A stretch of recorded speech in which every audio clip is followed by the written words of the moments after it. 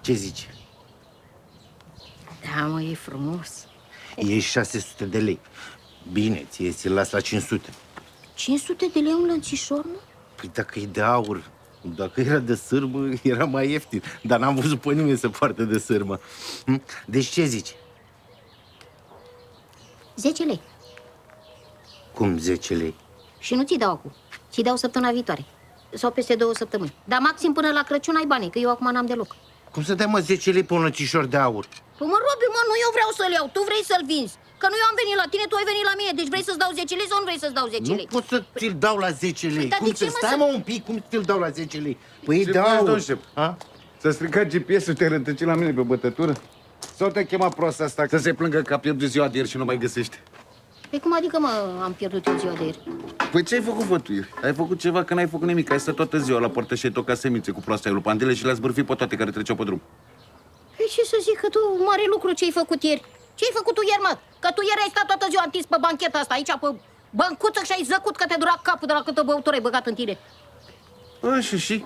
Ce treabă ai tu că am stat eu toată ziua pe băncuță? Dar tu ce treabă ai tu, mă, că eu am stat la portă și am mâncat semințe? Păi am, că te-am rugat și eu să faci niște cartofi prăjiți și n-ai făcut.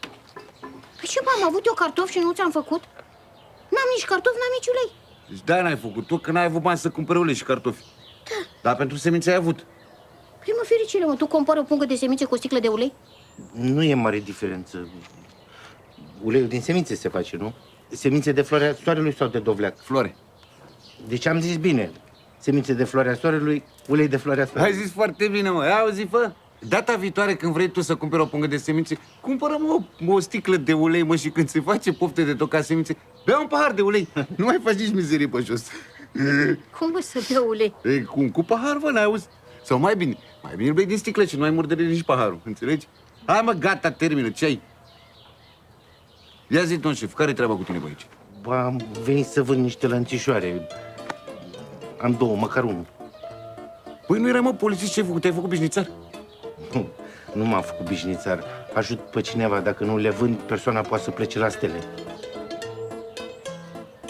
Auzi, fă, avem cosmonaut în sat. Avem cosmonaut, mă, și vrea să-și cumpere rachetă, zic, că nu înțeleg. Ce cosmonaut, mă? Păi n-ai zis că pleacă la stele? Sensul că moare, că are nevoie de bani pentru operație. Cine moare, mă? Artiles, bine să nu mai zici la nimeni. Are 10 lănțișoare de-astea și mi-a dat și mie două să vând din ele pentru operație. Moare Ardiles, mă? Bă, săracul de el, mă. Iată, mă, să mă uiți la lănțișorul ăla puțin. Aur. Bă, știi cum facem? Ăsta îl opresc eu și face și noi o pomană când o muri, că vorba aia, dacă nu-i face noi pomană, nu-i face nimeni. Ce zici?